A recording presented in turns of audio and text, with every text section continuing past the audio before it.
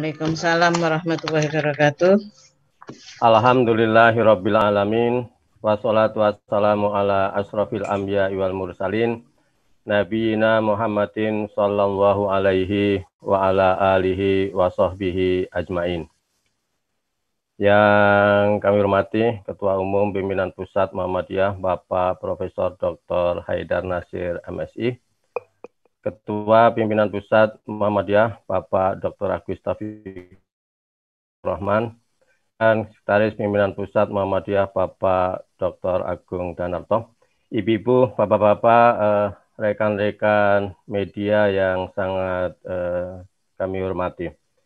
Puji syukur Alhamdulillah kita panjatkan kehadirat Allah Subhanahu wa Ta'ala atas segala nikmat dan karunia-Nya, sehingga pada pagi hari ini kita diberikan kesehatan, diberikan kesempatan untuk bertemu, bersilaturahmi meskipun melalui media virtual Zoom pada pagi hari ini. Tentu kami mengaturkan banyak-banyak terima kasih atas kehadiran ibu-ibu, bapak-bapak, rekan-rekan media pada acara konferensi pers Pimpinan Pusat Muhammadiyah dalam rangka menyambut Milad 108 tahun Muhammadiyah tahun 2020. Sebelumnya mari kita awali terlebih dahulu konferensi pers pada pagi hari ini dengan membaca basmalah. Bismillahirrahmanirrahim. Agenda utama konferensi pers pada pagi hari ini tentu kita akan mendengarkan penjelasan secara langsung dari Ketua Umum Pimpinan Pusat Muhammadiyah tentang makna Milad Muhammadiyah yang ke-108, yang pada tahun ini tentu kita berada pada situasi yang berbeda dengan tahun-tahun sebelumnya. Apa makna Milad tahun ini, itulah nanti yang akan beliau sampaikan pada kesempatan pagi hari ini. Tentu nanti akan ditambahkan dari bapak-bapak pimpinan pusat Muhammadiyah yang lain. Dan juga informasi-informasi yang berkaitan dengan kegiatan-kegiatan dalam rangkaian Milad Muhammadiyah yang ke-108. Ibu dan bapak-bapak sekalian yang kami hormati, langsung saja kita aturkan waktu dan kesempatan sepenuhnya kepada Ketua Umum Pimpinan Pusat Muhammadiyah, Bapak Profesor Dr. Haji Haidar Nasir MSI, untuk menyampaikan beberapa hal yang terkait dengan Milad Muhammadiyah yang ke-108. Kepada Prof. Haidar kami haturkan sepenuhnya. Baik, Assalamualaikum warahmatullahi wabarakatuh. Waalaikumsalam warahmatullahi wabarakatuh. Alhamdulillahirrahmanirrahim. Pak Yamin, Pak Agus, Pak Agung, dan panitia, rekan-rekan wartawan, Mbak Nini, Mbak Yuni, dan semuanya ya. Saya belum melihat nama yang lain di sini. Pertama tentu atas nama Pimpinan Pusat Muhammadiyah saya menyampaikan terima kasih atas perhatian dan kehadiran rekan-rekan wartawan dari seluruh media massa cetak elektronik yang pagi hari ini bersedia untuk bergabung bersama kami, PP Muhammadiyah, dan juga panitia Milad untuk berbagi informasi mengenai Muhammadiyah ke-108 tahun 2020.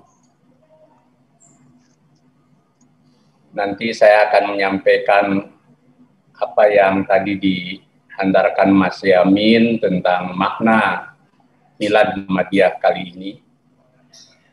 Hal-hal lain yang berkaitan dengan penyelenggaraan atau informasi lainnya nanti silakan dengan anggota PP yang lain dan panitia. Tapi mohon maaf pada rekan-rekan wartawan karena saya ditunggu di channel lain sehingga habis pengantar ini saya mohon pamit, nanti bisa dilanjutkan dengan Pak Agung, Pak Agus, dan Pak Yamin. Tema milad kita tahun ini itu gerakan keagamaan, meneguhkan gerakan keagamaan, solusi hadapi pandemi dan masalah negeri. Jadi ada 3 aspek yang menjadi perhatian Muhammadiyah dalam milad ini. Pertama, mengenai peneguhan gerakan keagamaan. Yang kedua, bagaimana kita Muhammadiyah menghadapi pandemi COVID-19 yang menjadi pembeda milad tahun ini dengan milad-milad sebelumnya. Dan yang ketiga, mengenai masalah negeri. Kenapa Muhammadiyah mengambil tema peneguhan gerakan keagamaan? Secara konstruktif kita mengamati bahwa masyarakat Indonesia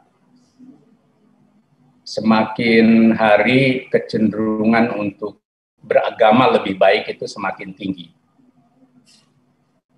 Dan kesemarakan beragama, syiar beragama, dan aktivitas-aktivitas keagamaan itu begitu rupa.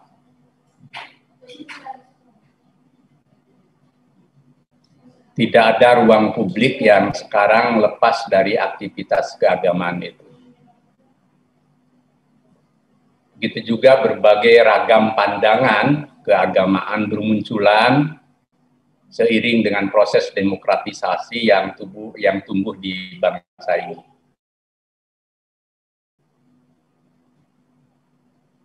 Nah, kecenderungan yang positif ini tentu merupakan hal yang menjadi perhatian Muhammadiyah agar modal positif untuk semakin dekat dengan agama dan menampilkan ekspresi keagamaan itu tetap berpijak dan memperoleh dasar pada nilai-nilai keagamaan yang esensial, yang hakiki, yang substantif, dan melahirkan pengaruh dan dampak yang bersifat profetik keagamaan dengan nilai-nilai agama itu hadir. Beragama itu kan dalam konteks Islam itu tujuannya lisallahil ibad dunyahum wa ukhrahum, yakni membawa keselamatan dan kebahagiaan hidup umat manusia di dunia dan akhirat. Artinya bahwa Islam dalam hal ini hadir untuk membawa dan menciptakan sistem kehidupan yang selamat, yang damai, yang bahagia, dan kedamaian, kebahagiaan, dan keselamatan itu tidak hanya untuk orang Islam, tetapi untuk semesta alam, untuk seluruh umat manusia dan lingkungannya. Nabi Agung kita Muhammad SAW yang beberapa waktu lalu diperingati hari kelahirannya dan sampai sekarang masih ada yang memperingatinya, itu Nabi yang membawa pertama dalam konteks pembentukan jiwa manusia itu menyempurnakan akhlak manusia. Innama bu'istu liutamima makarimal akhlak. Di matan lain lisolahil akhlak. Diutus untuk menyempurnakan akhlak manusia dari yang serba jahiliyah, primitif, menyelesaikan masalah dengan perang, merendahkan kaum perempuan, berniaga secara tidak halal dan tidak baik, berpolitik yang kotor, dan mengedepankan kekuasaan serta kekerasan dan lain sebagainya, menjadi tatanan kehidupan yang damai, toleran, berkeadaban, yang simbolnya adalah Al-Madinah Al-Munawwarah, kota peradaban yang cerah dan mencerahkan kehidupan. Nah, kita, umat manusia, khususnya kaum muslimin di negeri tercinta hari ini, tentu nilai-nilai kenabian dan sosok nabi itu harus kita juwantahkan dalam gerakan keagamaan kita, apapun pandangan dan orientasi gerakan keagamaan itu. Hadirkan nabi dan perilaku nabi itu sebagai akhlak mulia dalam seluruhnya, dari tutur kata, sikap sampai tindakan, yang melahirkan serba kemuliaan, bukan sebaliknya. Yang kedua, dalam konteks yang lebih inklusif, Islam itu hadir untuk rahmatan lil alamin.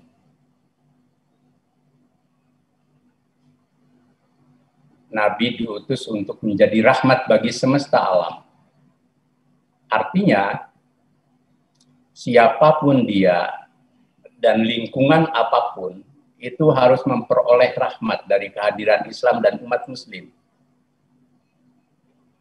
Hidup menjadi damai, tertib, ya, kemudian juga selamat, tanpa kekerasan, tanpa onar, ya, dan segala macam bentuk yang menciptakan disorder, ketidakteraturan. Nah, mewujudkan nilai-nilai Islam yang seperti ini, itu perlu terus kita gelorakan, kita syiarkan, dan kita teladankan. Kenapa harus kita gelorakan? Karena boleh jadi kecenderungan agama yang semarak tadi, tetapi berhenti di formalitas, itu tidak mengandung substansi. Ya, seperti proses demokrasi. Kita sudah 20 tahun demokrasi, tetapi ternyata semua mengeluh demokrasinya, demokrasi prosedural, transaksional, pragmatis, dan seterusnya. Kenapa? Karena demokrasinya kehilangan substansi. Nah, begitu juga dalam beragama. Semangat keberagaman yang formalistik itu sudah cukup baik sebagai syarat rukun, tetapi membawa agama sebagai nilai yang membawa kebahagiaan, keselamatan dunia akhirat, dan menghadirkan peradaban perilaku pribadi kolektif, sampai pada menciptakan rahmat bagi semesta alam, itu memerlukan proses habitualisasi, proses internalisasi, dan tidak kalah pentingnya proses keteladanan, contoh. Nah, krisis dalam kehidupan kita saat ini di aspek teladan atau keteladanan. Di banyak aspek.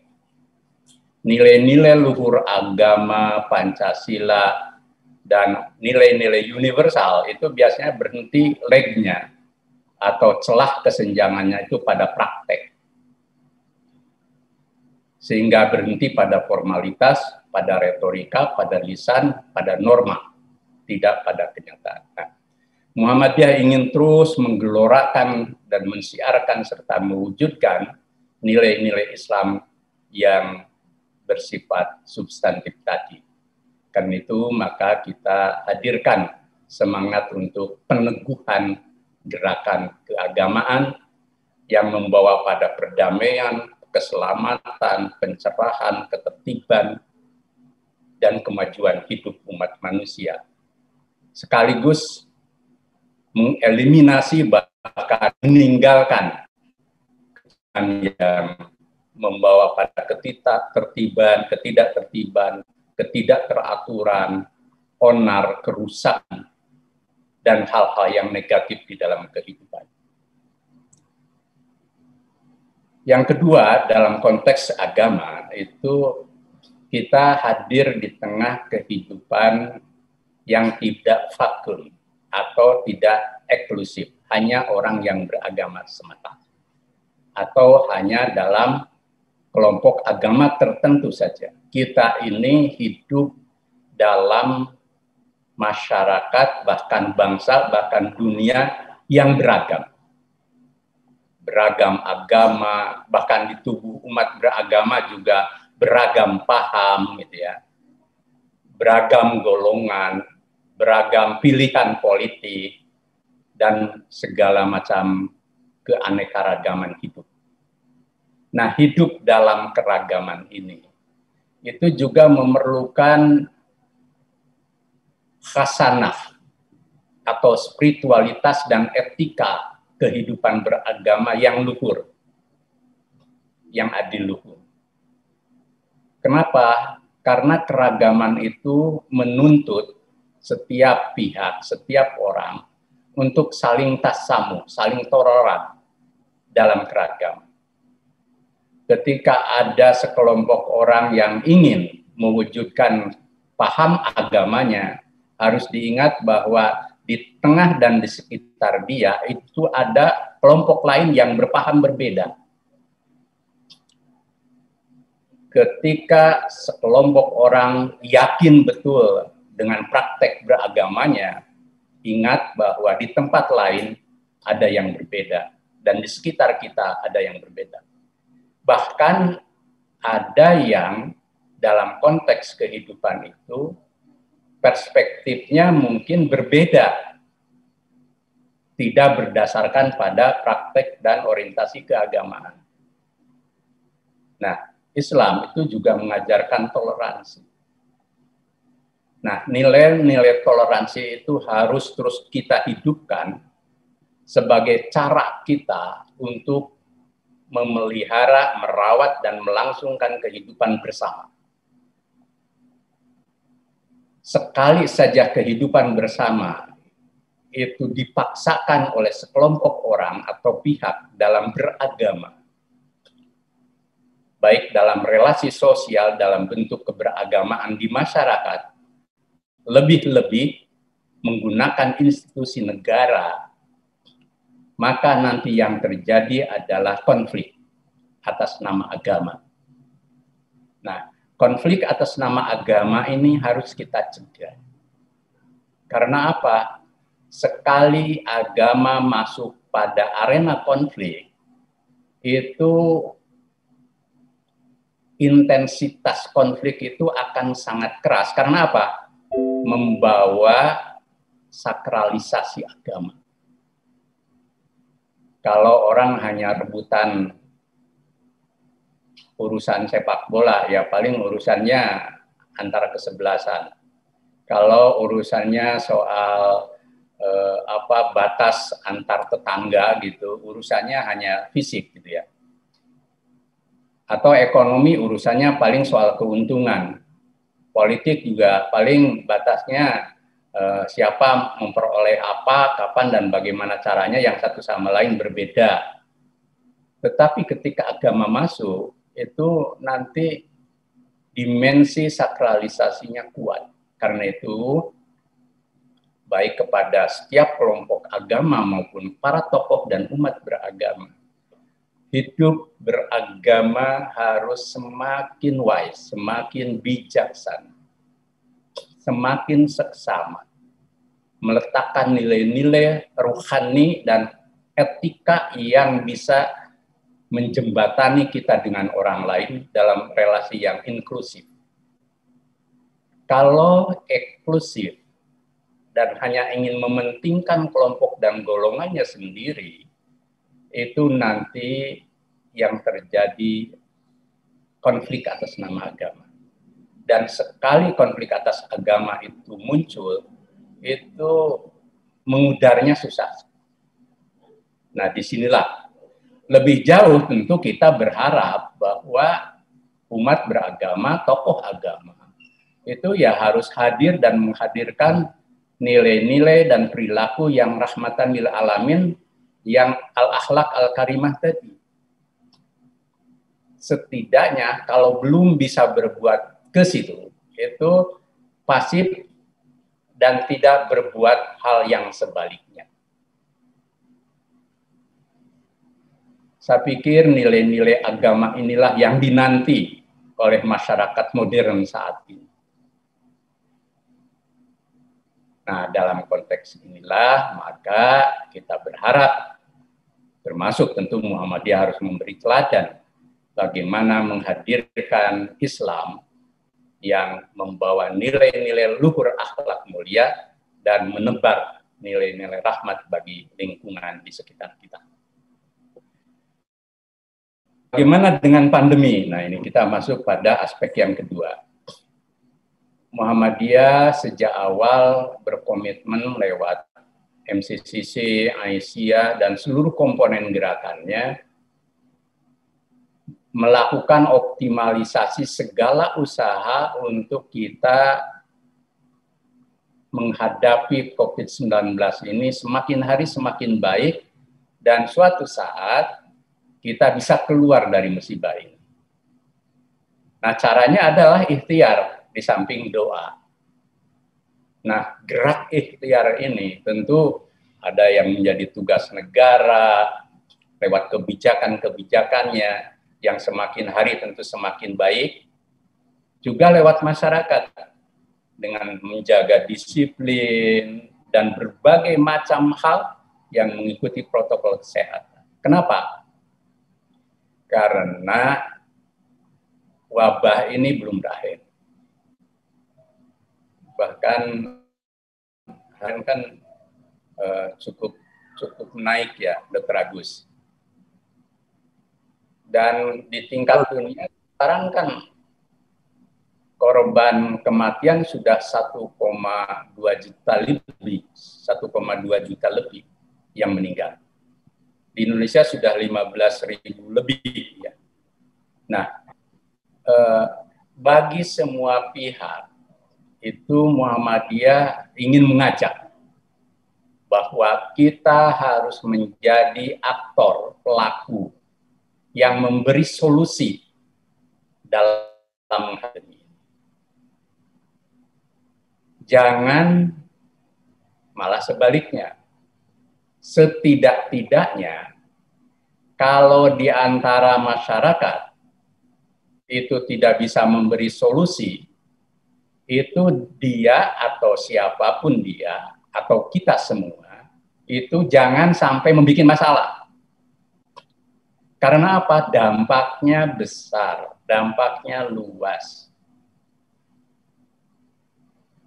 Bukan hanya soal rantai penularan yang akan makin bertambah, tetapi pertaruhannya adalah jiwa atau nyawa manusia. Yang dalam agama sendiri kan terkategorisasi sebagai bagian dari tujuan kita bersyariah, yakni hifdzun nafs, menjaga jiwa. Dan hifdzun nafs ini satu kesatuan dengan hifdzuddin, menjaga agama. Jadi kalau kita bisa pandai menjaga disiplin, kemudian akhirnya pandemi ini makin mengecil, landai, dan suatu saat kemudian berakhir, kan kita beragama juga menjadi lebih leluasa. Juga hifdzul mal, menjaga nyawa, harta. Dampak ekonomi dari wabah ini luar biasa. Apalagi bagi masyarakat kecil. Juga hifdzun nasl, menjaga keturunan. Coba saudara sekalian, rekan-rekan wartawan, lihat kanan kiri, mungkin ada di antara tetangga kita, saudara kita, orang terdekat kita yang pergi dipanggil Allah lewat wasilah corona ini.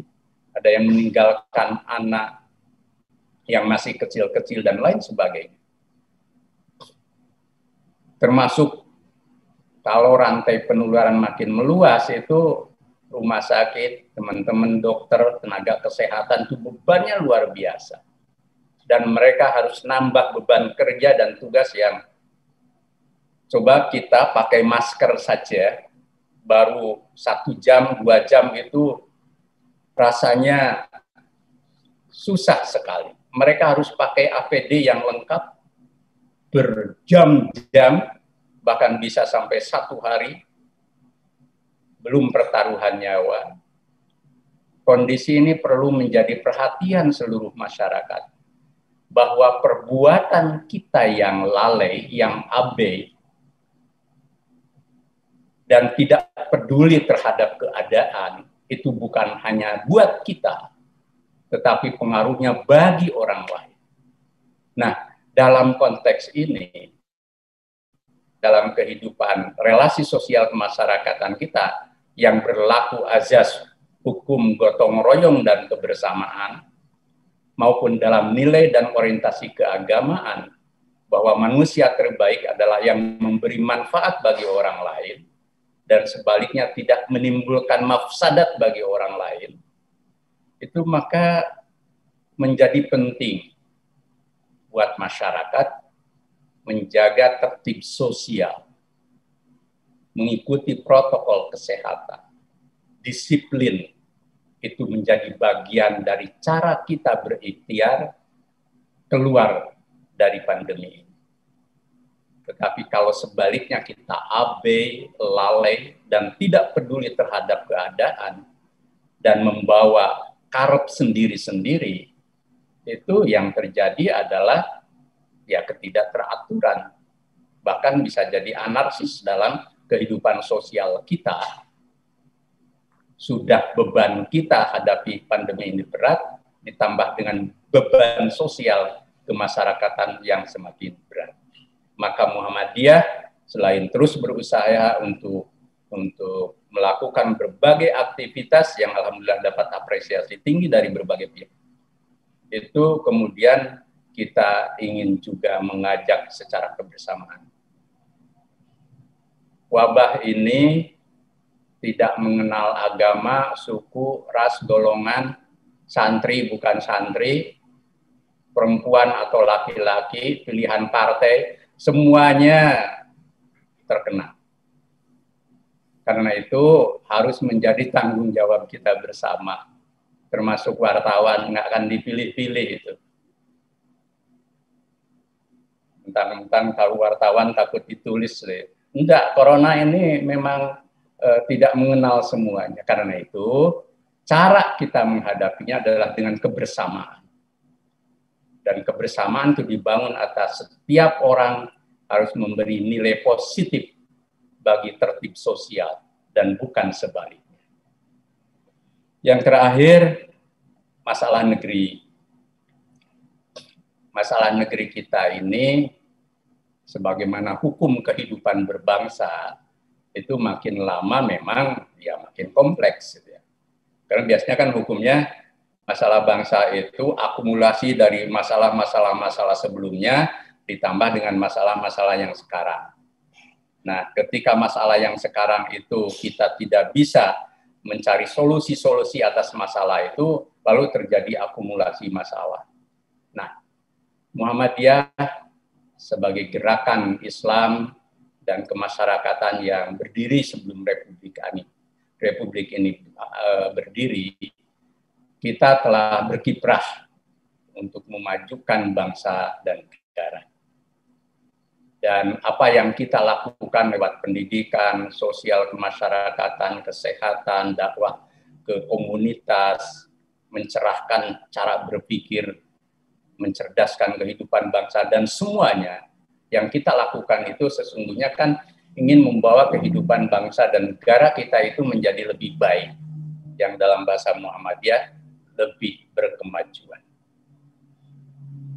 Dan ikhtiar ini tentu merupakan pekerjaan yang tidak ringan. Aisyah sekarang sudah punya 3 universitas, satu-satunya gerakan perempuan yang memiliki universitas. Dan itu hasil kerja sendiri.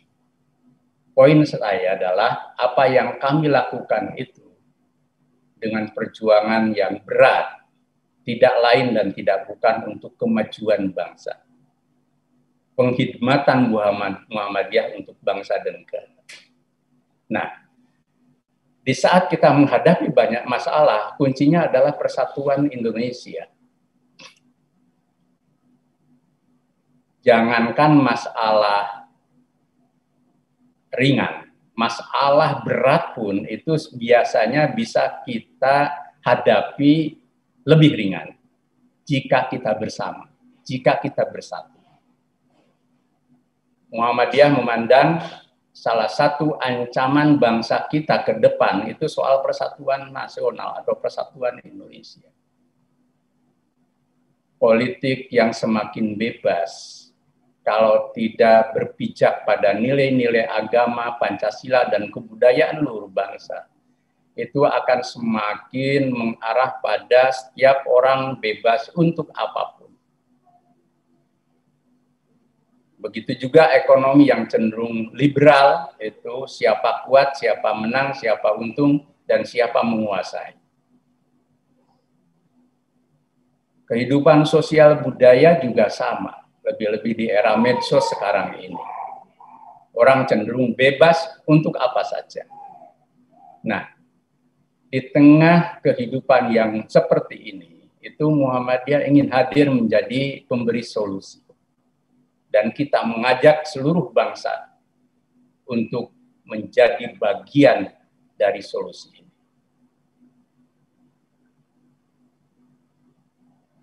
Perbedaan politik monggo itu menjadi bagian dari dinamika berdemokrasi. Tetapi satu hal, bahwa keselamatan dan masa depan bangsa itu berada di pundak kita semua. Pemerintah juga sama.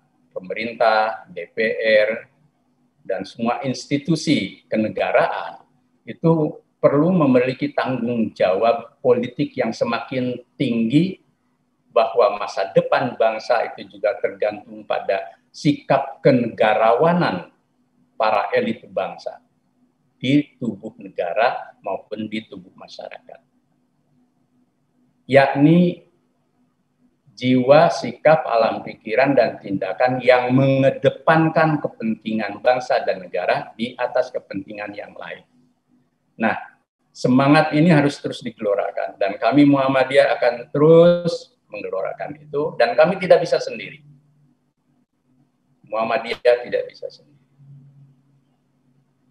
Masalah berat bisa terjadi, tetapi kalau kita merasa sebagai sebuah bagian dari bangsa ini dalam semangat persatuan Indonesia, saya pikir tidak ada masalah yang tidak terpecahkan. Tetapi kalau kita bercerai-berai dan satu sama lain saling berhadapan, negara berhadapan dengan rakyat dan kelompok masyarakat, antara masyarakat juga seperti itu, maka masalah ringan pun akan menjadi berat. Disinilah pentingnya jiwa kenegarawanan yang berdiri di atas prinsip persatuan Indonesia.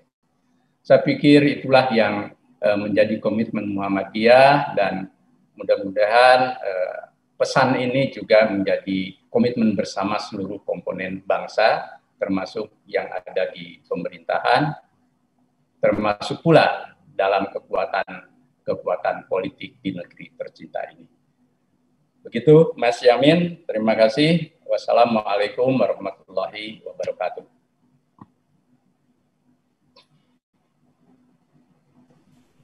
Waalaikumsalam warahmatullahi wabarakatuh. Terima kasih Bapak Profesor Dr. Haidar Nasir MSI, Ketua Umum Pimpinan Pusat Muhammadiyah, penjelasan mengenai makna Milad ke-108 tahun 2020 ini. Mohon maaf karena beliau sudah ditunggu di channel lain untuk melayani umat juga. Banyak umat yang sedang menanti di channel-channel Pak Ketum kita, sehingga mungkin kita tidak buka ruang pertanyaan. Begitu ya, saya terima kasih rekan-rekan wartawan semuanya. Terima kasih Pak Haidar. Ya. Ya. Kita akan lanjut melengkapi penjelasan tentang Milad ini. Hadir di tengah-tengah kita juga Ketua Pimpinan Pusat Muhammadiyah, Bapak Dr. Agus Taufikur Rahman. Kami mohonkan beberapa penjelasan, penekanan terkait dengan penyelenggaraan Milad ke-108 tahun 2020 ini. pada Pak Dr. Agus kami haturkan sepenuhnya, Pak. Oke. Assalamualaikum warahmatullahi wabarakatuh. Waalaikumsalam warahmatullahi wabarakatuh. Yang saya hormati teman-teman media, alhamdulillah kami bersama Bapak Dr. Agung Danarto dan Bapak Dr. Yamin membersamai Bapak Ketua Umum dalam rangka konferensi pers Milad pada tahun ini. Alhamdulillah atas izin Allah, Muhammadiyah 108 tahun telah melakukan dakwah pencerahan, kita menyebutnya demikian, dan kita berharap 108 tahun ini semakin menguatkan, atau kalau dalam bahasa kita adalah meneguhkan gerakan Muhammadiyah ini. Sehingga dalam tema kita, meneguhkan gerakan keagamaan, solusi hadapi pandemi dan masalah negeri. Kami hanya ingin menyampaikan bahwa apa yang disampaikan oleh Bapak Ketua Umum Profesor Haidar tadi sudah menjelaskan semuanya. Hanya kenapa kita memasukkan hadapi pandemi, karena kenyataan yang ada sampai saat ini, pandemi ini belum berakhir, wabah belum usai, maka kita tidak boleh abai. Kita tahu sampai saat ini di beberapa negara barat justru sudah memasuki gelombang kedua yang ternyata tantangannya juga tidak lebih ringan.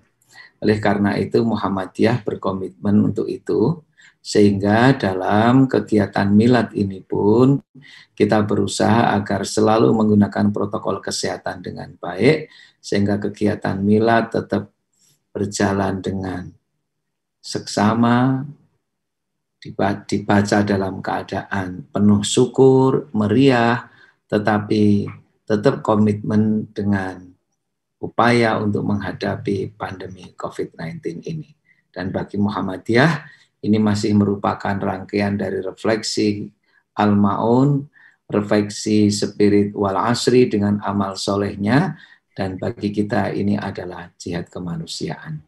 Secara detail nanti akan dijelaskan beberapa hal pada Dr. Yamin, bahwa nanti kegiatan kita di Milad lebih banyak dalam kegiatan virtual, walau di 3 titik, di Jogja sebagai pusat kelahiran Muhammadiyah, di Jakarta yang juga menjadi kantor pusat Muhammadiyah, dan juga di Surakarta yang akan menjadi tuan rumah Muktamar Muhammadiyah yang akan datang.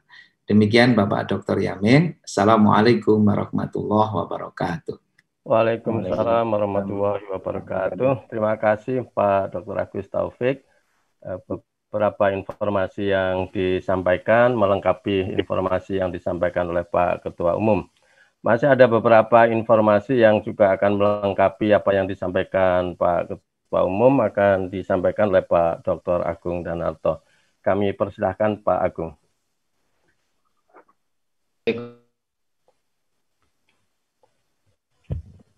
Apa yang disampaikan oleh Pak Ketua Umum dan Pak Agus Taufik sudah cukup banyak.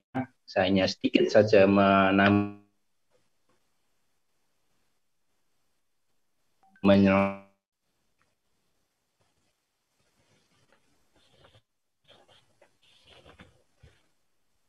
Persyarikatan Muhammadiyah, dan saat ini merupakan momentum yang cukup penting bagi Muhammadiyah setelah PP Muhammadiyah memutuskan untuk menunda pelaksanaan muktamar 2 tahun yang akan datang, sehingga karenanya perlu ada penyemangat baru bagi gerakan dinamika persyarikatan Muhammadiyah, dan ini memang dipakai salah satunya dalam rangka untuk menyemangatkan internal Persyarikatan Muhammadiyah, sehingga semua jejaring Persyarikatan Muhammadiyah kita undang, kita harapkan hadir dalam acara milad nanti, walaupun dilakukan secara virtual.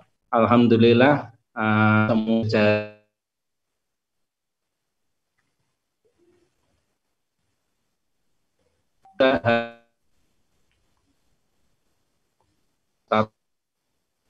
acara milad ini, dan sampai hari ini 4.000 akun Zoom itu semuanya sudah penuh, sudah terdaftar, sehingga karenanya kita sedang mengarahkan untuk mereka yang belum tersambung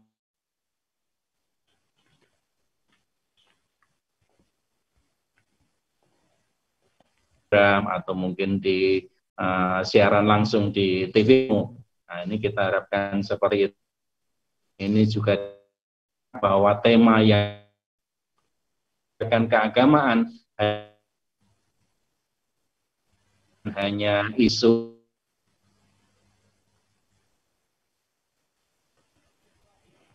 yang berkembang dan elemen persyarikatan Muhammadiyah, karena memang saya kira komitmen Muhammadiyah baik terhadap pandemi atau terhadap berbagai masalah negeri ini sudah selalu dikedepankan. Kalau mengenai pandemi, saya kira sudah lebih dari 8 bulan Muhammadiyah selalu di depan dalam rangka untuk ikut menanggulangi wabah pandemi ini. Tetapi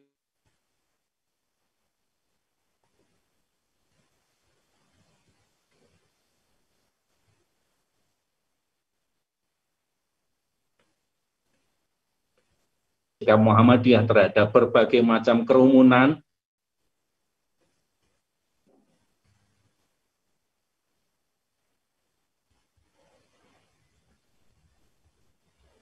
pilkada ditunda,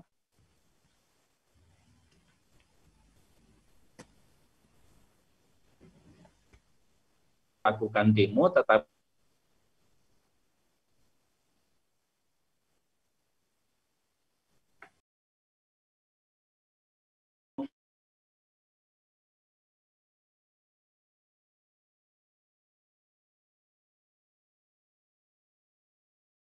kepada tokoh politik Muhammadiyah berlaku sama, memohon, meminta semuanya untuk bisa melakukan protokol kesehatan, social distancing, menjaga jarak, dan lain sebagainya. Dan ini akan kembali kita gelorakan, kita semangatkan sebagai semangat dari warga Muhammadiyah, sebagai bentuk komitmen sebagai gerakan keagamaan yang memiliki cita-cita untuk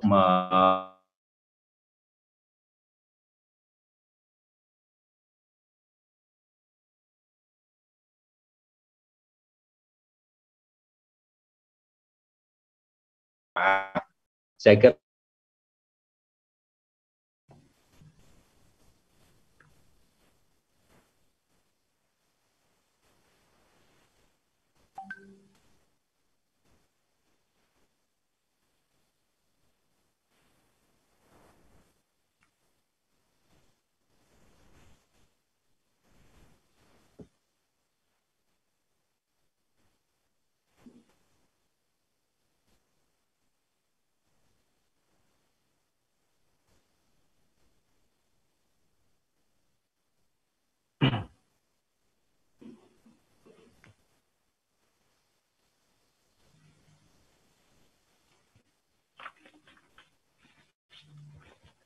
tes. Dilanjut Pak Yamin. Bisa ya? Oke. Terima kasih Pak Dr. Agung atas penjelasannya memperkuat apa makna milad ke-108 bagi Muhammadiyah tahun 2020 ini. Saya akan menambahkan yang terkait dengan beberapa agenda dan desain acara milad Muhammadiyah yang ke-108 ini. Yang pertama yang ingin kami sampaikan adalah bahwa resepsi milad 108 tahun Muhammadiyah akan diselenggarakan pada hari Rabu, tanggal 18 November 2020. Dimulai pada pukul 11.45 sampai dengan 12.15 itu pre-opening. Ya. Di dalam pre-opening ini nanti akan ada dialog interaktif dan PP Muhammadiyah akan menyapa beberapa titik-titik aktivitas gerakan dakwah Muhammadiyah di era pandemi. Secara resmi, acara akan dibuka pada pukul 12.15. Resepsi milad tahun ini diselenggarakan secara virtual dengan mengoptimalkan media massa yang ada di Persyarikatan, apakah itu TV-mu, radiomu, dan lain-lain, serta juga media sosial yang ada di Persyarikatan Muhammadiyah. Beberapa akun media sosial Muhammadiyah, apakah itu FB, apakah itu Instagram, apakah itu YouTube, akan dioptimalkan dan menjadi channel yang akan menyiarkan secara langsung aktivitas resepsi Milad Muhammadiyah yang ke-108. Meskipun dilakukan secara virtual online, ada titik-titik kegiatan yang dari titik kegiatan itulah dipancarkan kegiatan itu melalui seluruh media yang ada tadi. Titik yang pertama adalah di Yogyakarta. Tentu di kantor pimpinan pusat Muhammadiyah Jalan Cikditiro. Yang kedua, tadi juga sudah disampaikan oleh Pak Dr. Agus, ada di kantor pimpinan pusat Muhammadiyah Jakarta di Menteng Raya 62. Dan yang ketiga di Solo, yang akan berpusat di gedung Editorium Universitas Muhammadiyah Surakarta. Itulah titik-titik lokasi yang akan memancarkan aktivitas resepsi milad Muhammadiyah yang ke-108. Meskipun terpencar di dalam 3 titik, tetapi 3 titik itu merupakan satu kesatuan acara yang menyatu dalam resepsi milad Muhammadiyah yang ke-108. Apa agenda utama dalam resepsi milad tahun ini? Menerjemahkan dari tema milad, yaitu meneguhkan gerakan keagamaan hadapi pandemi dan masalah negeri. Panitia sudah mendesain dan menyusun rangkaian acara yang bisa diikuti sejak mulai pukul 11.45 sampai nanti berakhir pada sekitar pukul 14.30. Apa agenda itu? Yang pertama adalah agenda utama milad adalah tentu pidato Ketua Umum Pimpinan Pusat Muhammadiyah menyambut milad 108. Tentu oleh beliau Bapak Profesor Dr. Haidar Nasir MSI. Agenda utama yang kedua adalah pemberian penghargaan dari pimpinan pusat Muhammadiyah, yang penghargaan ini diberi nama Bakti untuk Negeri, yang diberikan kepada baik perseorangan maupun institusi yang dipandang memiliki kontribusi di dalam penanggulangan COVID-19.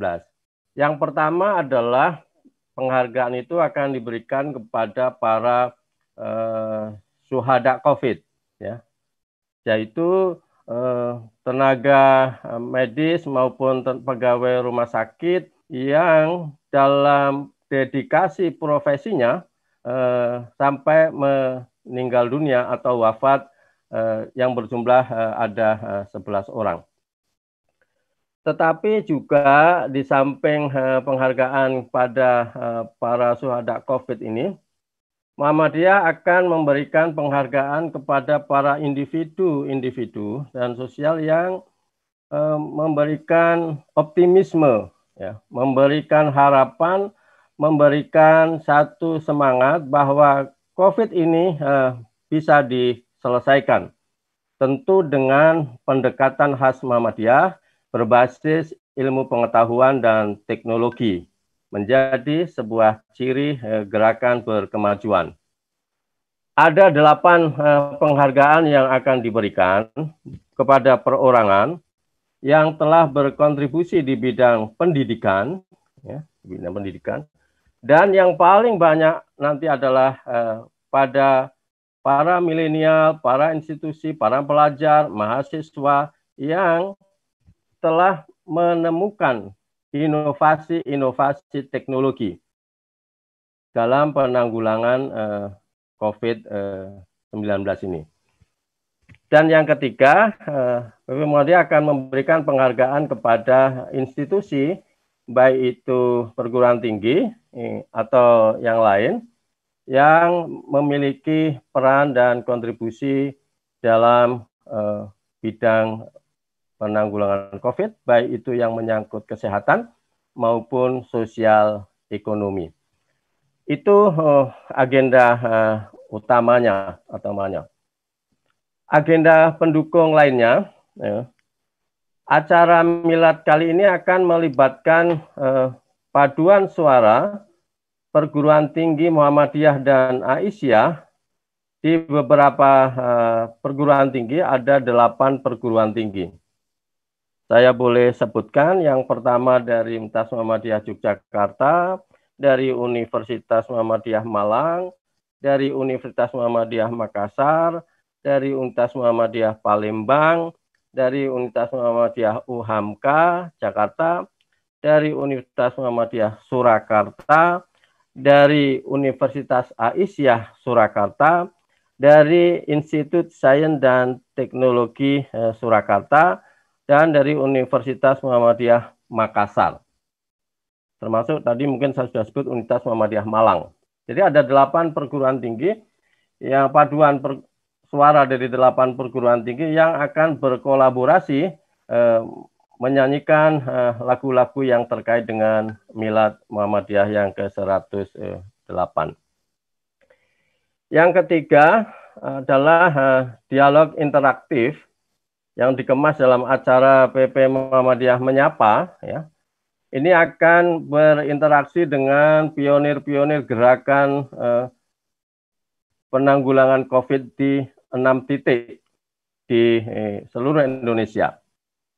Ada di Palu, ada dari Lombok, ada dari Jakarta, ada dari Sumatera Selatan, dan juga ada dari Yogyakarta, dan dari Lamongan, Jawa Timur.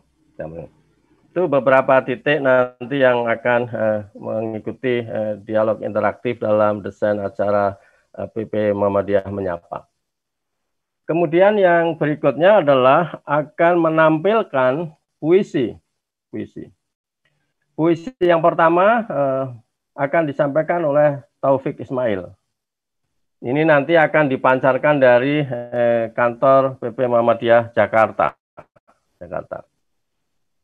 Puisi yang kedua akan ditampilkan oleh pelajar milenial, ya, dari SMP Muhammadiyah 2 Yogyakarta yang bernama M. Wineski Nibras. Yang bersangkutan adalah salah satu peraih penghargaan 72 ikon prestasi Indonesia oleh Presiden RI dalam acara Festival Prestasi Indonesia tahun 2017. Hingga akan menampilkan pembacaan puisi oleh generasi milenial di pelajar SMP Muhammadiyah 2. Juga akan menampilkan penyanyi cilik Arda Didi Kempot. Penyanyi milenial, seorang disabilitas tunanetra dengan talenta yang luar biasa dalam hal menyanyi, yang ditemukan oleh maestro penyanyi Indonesia juga, yaitu Didi Kempot, dan menjadi salah satu anak asuhnya begitu. Dan Didi Kempot kita tahu juga beliau punya kontribusi di dalam penggalangan dana masalah COVID-19. Nah, yang akan kita tampilkan adalah salah satu anak asuhnya, Arda Didi Kempot. Dan yang ke-8 berikutnya adalah pagelaran tari Milad 108 Muhammadiyah yang diberi judul Suryo Nyawiji Bakti Negeri. Maknanya kurang lebih matahari atau simbol matahari adalah Muhammadiyah. Nyawiji itu adalah bersatu padu, kompak, menyawiji tekad, bersatu padu tekad untuk apa? Untuk bakti negeri.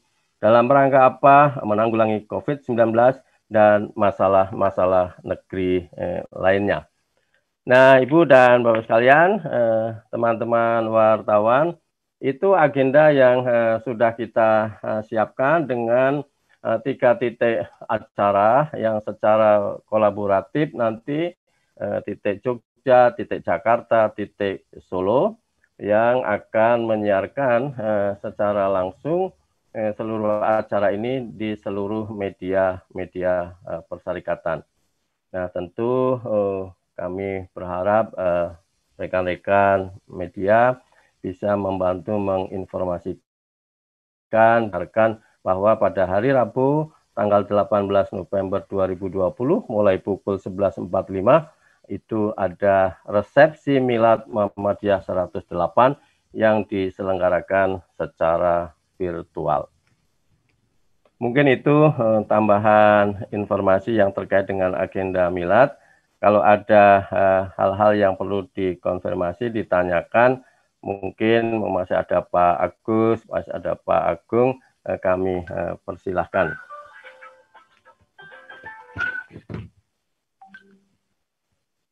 Silakan.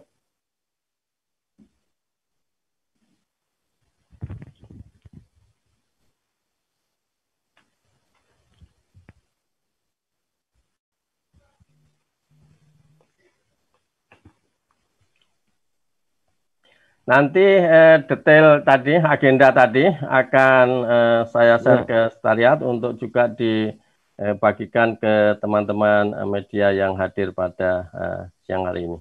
Ya, Pak Yamin, izin itu di chat ada pertanyaan Bapak. Ya. Di chat kita di Zoom.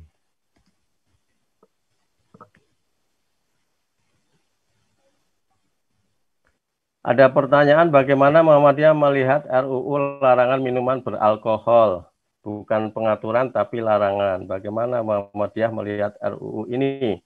Karena pembuat minuman tradisional juga bisa terancam dengan adanya RUU pelanggaran ini. Ini dari Mas Nicholas Kompas.com. Mungkin yang bisa menjawab Pak Dr. Agus. Monggo Pak Agus. Tentang RUU.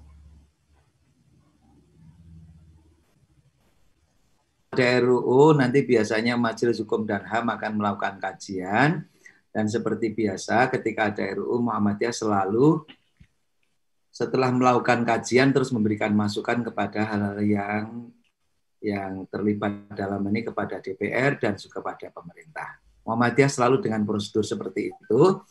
Nanti naskah akademik dari kajian Lembaga Hukum dan HAM tentunya Kementerian Kesehatan juga dengan majelis terkait akan selalu dilakukan. Jadi selalu Muhammadiyah akan melakukan prosedur yang berlaku di negara kita dengan baik, mengkomunikasikan undang-undang itu sebelum diketok dengan langkah-langkah yang konstitusional. Demikian Pak Yamin. Makasih Pak Dr. Agus. Begitu Mas Nicholas ya. Di Muhammadiyah ada mekanisme internal dalam merespon setiap kebijakan yang muncul. Cukup ya? Ada pertanyaan di atasnya itu Pak Yamin untuk Dr. Agung. Oh ada. Untuk Dr. Agung. Ya. Dari Kabar Kota, Pak Dok. Monggo Pak Agung, ini apakah memungkinkan jika diulas sekilas tentang upaya yang dilakukan dan himbauan PP Muhammadiyah dalam penanganan COVID-19? Kedua, selanjutnya terkait dengan adanya COVID-19 di beberapa ponpes di Yogyakarta, termasuk di Yogyakarta, bagaimana PP menyikapi masuknya COVID ini di lingkungan pesantren? Adakah solusi untuk memutus mata rantai ini? Monggo Pak Agung. Masih Pak Yamin. Kalau berkaitan dengan COVID, saya kira apa yang dilakukan Muhammadiyah sejak 8 bulan yang lalu itu sudah konsisten. Muhammadiyah termasuk di garda paling depan dalam upaya untuk menanggulangi COVID-19 di tanah air, sehingga karenanya mengerahkan semua potensi yang dimiliki, termasuk rumah sakit dan lain sebagainya, serta lembaga pendidikan pun juga terdampak oleh COVID itu. Muhammadiyah juga mengeluarkan fatwa tentang cara kehidupan beragama di masa COVID, antara lain bahkan dulu menganjurkan supaya tidak menyelenggarakan sholat Jumatan, tidak menyelenggarakan sholat Id, dan kalau terpaksa harus menyelenggarakan harus melakukan social distancing dan lain sebagainya. Itu tetap disuarakan oleh Muhammadiyah sejak dulu sampai sekarang, dan alhamdulillah sebagian besar warga Muhammadiyah taat patuh pada itu, dan Muhammadiyah tetap konsisten menyuarakan itu. Kepada pemerintah, Muhammadiyah minta pilkada supaya ditunda, tapi ketika pemerintah kemudian menetapkan tetap berlangsung, Muhammadiyah kemudian minta supaya protokol kesehatan dilaksanakan secara sebaik-baiknya supaya pilkada tidak menjadi klaster baru. Begitu juga ketika demo-demo penolakan Omnibus Law, Muhammadiyah sama dengan para pendemo, tapi Muhammadiyah menghimbau supaya penolakannya itu tidak dilakukan dengan cara berdemonstrasi yang tidak mengikuti protokol kesehatan. Pada saat-saat terakhir Muhammadiyah ketemu dengan Bapak Presiden dan meminta agar Omnibus Law ini ditunda, tapi ternyata kenyataannya kemudian tetap ditetapkan. Muhammadiyah akan melakukan langkah yang sesuai dengan aturan hukum ke MK dan lain sebagainya, tetapi protokol kesehatan tetap harus dilaksanakan dengan sebaik-baiknya. Himbauan yang sama juga diberikan kepada tokoh politik, tokoh agama, pemimpin umat, dan siapa saja supaya tidak main-main terhadap COVID ini. COVID masih ada, masih tetap berlangsung, potensi untuk penyebarannya masih sangat tinggi, sehingga karenanya semuanya dimohon untuk mentaati protokol kesehatan ini. Terus kemudian mengenai wabah COVID masuk ke berbagai pesantren, ini juga kita selalu menghimbau agar pesantren-pesantren yang ada itu juga melaksanakan protokol kesehatan dengan sebaik-baiknya. Bahkan kalau Muhammadiyah itu anjurannya lebih tegas lagi, supaya pesantren jangan memasukkan santrinya terlebih dahulu, sehingga COVID ini bisa terkendali dengan sebaik-baiknya. Sehingga kalau di lingkungan Persyarikatan Muhammadiyah, pesantren-pesantrennya insya Allah belum memasukkan santrinya ke pesantren, sehingga bisa mengeliminasi kemungkinan penularan COVID di pesantren.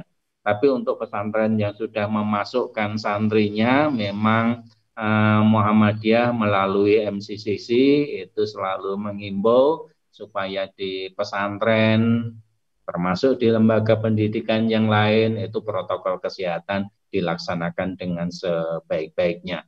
Saya kira itu yang dilakukan oleh Muhammadiyah. Pak Yamin, makasih. Makasih Pak Agung.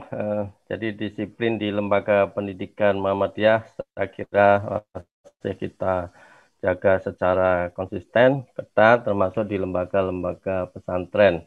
Ada pertanyaan lagi nih, mungkin ini Pak dari Umat TV. Di masa pandemik ini sering terjadi perbedaan pandangan antara tenaga nakes dan klaim rumah sakit yang meninggal pasien dengan positif COVID, padahal hasil swab dan rapidnya non-reaktif. Walaupun pasiennya sudah meninggal. Akibatnya banyak masyarakat yang segan ke rumah sakit. Ini mungkin maksudnya antara persepsi masyarakat dengan pihak rumah sakit yang berbeda. sehingga masyarakat menjadi enggan. Ini menurut Umat TV. Monggo Pak Agus, mungkin ada komen tentang ini Pak Agus. Terima kasih pada teman dari Umat TV bahwa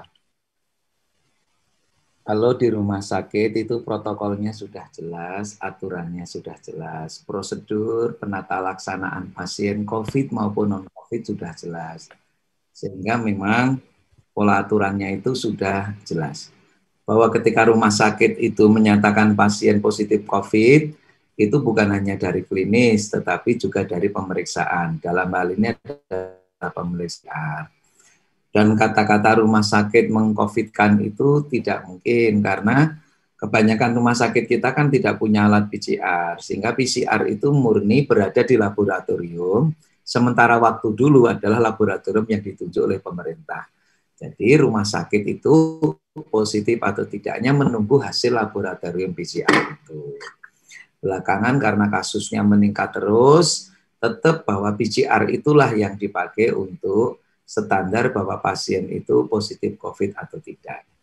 Hanya dalam protokol yang diberikan oleh negara dan juga tentunya di-approve karena WHO memberikan seperti itu, bahwa ketika pasien itu meninggal masih dalam keadaan suspek dan hasil PCR belum ditemukan, artinya belum muncul, maka penata laksanaan ketika meninggal ditata laksana sebagaimana pasien COVID. Ini tentunya terkait dengan manajemen risiko. Sebab kalau ternyata dimakamkan dalam keadaan COVID, kenyataannya bukan COVID, itu penularannya lebih bisa dikendalikan daripada suspek kemudian meninggal tidak dikelola sebagai jenazah COVID, ternyata 3 hari kemudian pemeriksaan PCR-nya menemukan positif, maka justru penularannya tidak bisa dikendalikan. Kita bersyukur saat ini dengan jumlah mesin PCR bertambah, saat ini sudah banyak tempat-tempat tertentu yang hasil pemeriksaannya bisa diketahui kurang dari 10 jam. Dan ini tentunya akan lebih memudahkan pelayanan, sehingga harapan ke depan nanti tidak muncul lagi beda persepsi itu. Jadi kalau dulu karena antrinya banyak, rata-rata pemeriksaan PCR ini bisa 3-5 hari baru diketahui. Tapi sekarang sudah bisa diketahui kurang dari 10 jam untuk tempat-tempat yang jumlah sampelnya tidak terlalu banyak. Jadi demikian, dan ini memang menjadi problem. Nah, bagi rumah sakit tentunya ini butuh humas yang baik menjelaskan kepada masyarakat, dan bagi masyarakat hendaknya senantiasa mengikuti informasi yang benar. Jangan mengikuti informasi yang tidak berbasis kepada data. Kalau dalam bahasa Islam semuanya itu harus ada tabayun. Jangan mengikuti informasi yang menyesatkan. Terima kasih, demikian Pak Yamin. Terima kasih Pak Dr. Agus. Saya kira penjelasannya sudah sangat jelas. Itu bagian dari manajemen risiko dengan mengambil posisi risiko yang maksimal. Tetapi perkembangan terakhir sudah menggembirakan ketika hasil tes PCR itu bisa lebih cepat diketahui. Saya kira demikianlah Ibu dan Bapak sekalian acara konferensi pers pada pagi hari ini. Sebelum kami tutup, mungkin ada tambahan dari Pak Agung, Pak Agus. Cukup Pak Yamin. Terima kasih atas teman-teman media untuk mensiarkan milad kita. Baik, kalau dipandang cukup, sekali lagi atas nama panitia mengaturkan banyak-banyak terima kasih kepada pimpinan Pusat Muhammadiyah yang hadir pada konferensi pers pada pagi hari ini, kepada teman-teman wartawan yang hadir dan menjadi mitra yang sangat erat dalam setiap aktivitas kegiatan di Muhammadiyah, dan tentunya di acara resepsi milad Muhammadiyah yang ke-108 yang akan jatuh pada hari Rabu tanggal 18 November 2020 dimulai pukul 11.45. Dengan dukungan teman-teman media, saya yakin ini bagian dari syiar meneguhkan peran gerakan keagamaan Muhammadiyah dalam menghadapi COVID dan masalah-masalah negeri.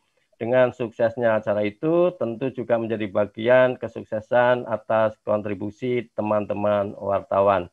Sekali lagi banyak terima kasih dan mohon maaf apabila ada kekurangannya, ada kehilafannya dalam acara konferensi pers pagi hari ini. Mari kita tutup dengan membaca hamdalah. Alhamdulillahirrahmanirrahim. Kurang lebihnya mohon maaf. Assalamualaikum warahmatullahi wabarakatuh. Waalaikumsalam. Untuk rekan media,